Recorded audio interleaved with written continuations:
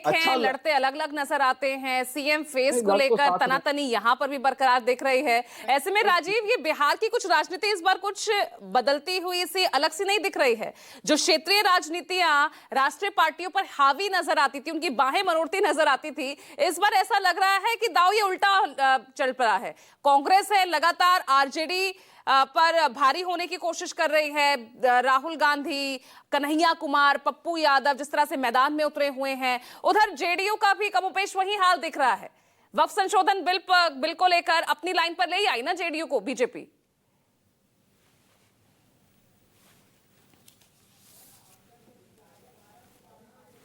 हमारे साथियों ने बहुत बातें कही दी है, लेकिन मैं अपनी बात राम गोपाल वर्मा प्रसिद्ध फिल्म निर्देशक ने एक फिल्म बनाई थी सरकार राज, और सरकार राज में एक महाराष्ट्र के सियासी परिवार की कहानी है, और उसमें एक डायलॉग है जिसमें चाचा अपने भतीजे को पार्टी छोड़ के जाते वक्त कहते हैं कि तुम नज़दीक के फायदे के लिए दूर का नुकसान कर रहे हो।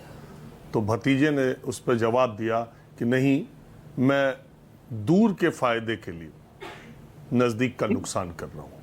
तो ये बात भारतीय जनता पार्टी पे बहुत सटीक बैठती है कि भारतीय जनता पार्टी ने भारत की राजनीति में अपने दूर के फायदे के लिए नज़दीक का नुकसान कर दिया, लेकिन उसे दूर का फायदा मिला।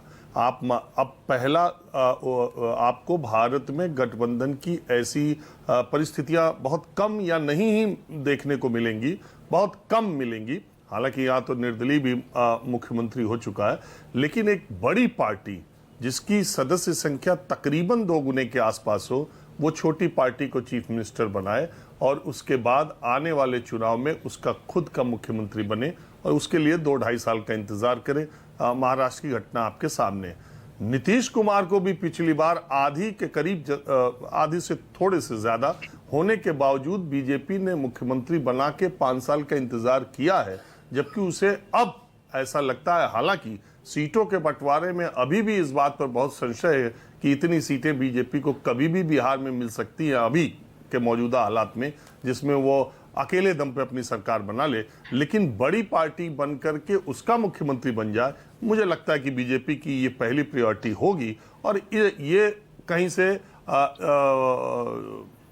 नाजायज भी नहीं है, क्योंकि उनके सदस्यों की संख्या पिछली बार इतनी थी कि अगर बड़ी पार्टी हो तो उसका मुख्यमंत्री हो। तो महाराष्ट्र में आपने देखा बिहार, वैसे जैसा मैंने कहा कि दूर के फायदे के लिए नजदीक का नुकसान गठबंधन में भारतीय जनता पार्टी ने किया है। आप देख लीजिए, जहां जहां उसने गठबंधन किया रीजनल पॉलिटिकल पार्टी से, आज शिवसेना की स्थिति क्या है। एकनाथ शिंदे की शिवसेना तभी तक है जब तक वो सत्ता में है। अगर सत्ता में नहीं रहे तो वो शिवसेना कहां जाएगी, वो कितने टुकड़े होगी, और ज्यादातर लोगों का आशियाना भारतीय जनता पार्टी महाराष्ट्र में होगा।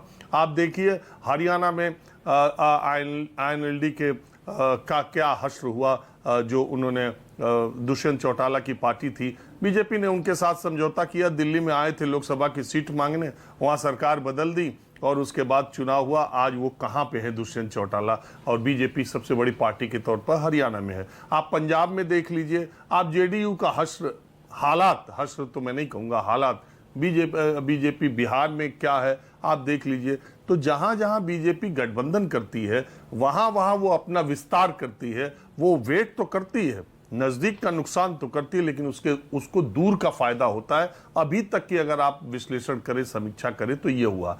दूसरी तरफ दूसरी पॉलिटिकल पार्टियां, खासकर कांग्रेस ने जहां जहां गठबंधन किया पीछे इतिहास में, उसे वहां नजदीक का फायदा तो हो गया, लेकिन दूर का नुकसान हो गया।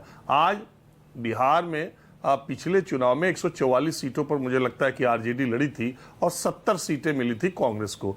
19 सीटें यानी 25% का स्ट्राइक रेट कांग्रेस का था, और 144 में 75 सीटें तेजस्वी ने जीती थी। अगर वो 4 एमआईएम के बाद में आ गए और वो 5 सीटें नहीं जीती होती, तो शायद तेजस्वी की सीटों की संख्या 80 पार होती। बहरहाल जो नतीजे, जो आंकड़े हैं वो ये बताते हैं।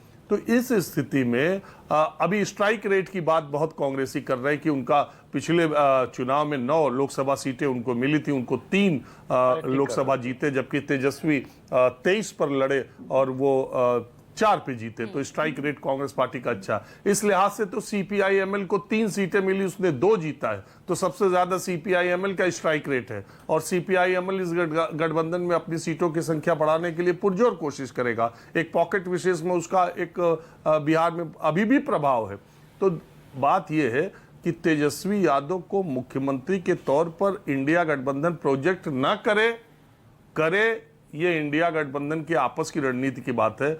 लेकिन यह तो तय है कि अगर इंडिया गठबंधन को बहुमत मिलेगा तो तेजस्वी के अलावा दूसरा कोई मुख्यमंत्री नहीं बनेगा। ठीक है, तो यहाँ पर दावे प्रतिदावे कुछ भी हो, लेकिन स्थिति बहुत स्पष्ट तरीके से आपने दोनों ही गठबंधनों की यहाँ पर सामने रख दी है।